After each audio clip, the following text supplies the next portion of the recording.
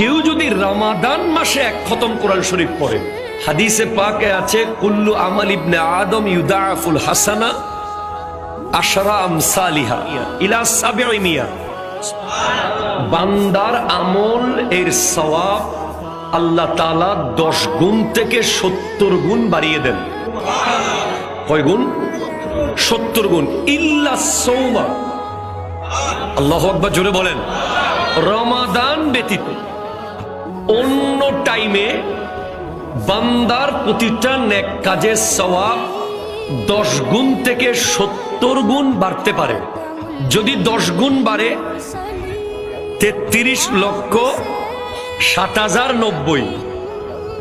যদি এক হরফে 10টা করে নেকি হয়, সুবহানাল্লাহ, জোরে বলেন। যদি 70টা করে নেকি দেওয়া হয় এক হরফে, 2,41,49,630টা নেকি।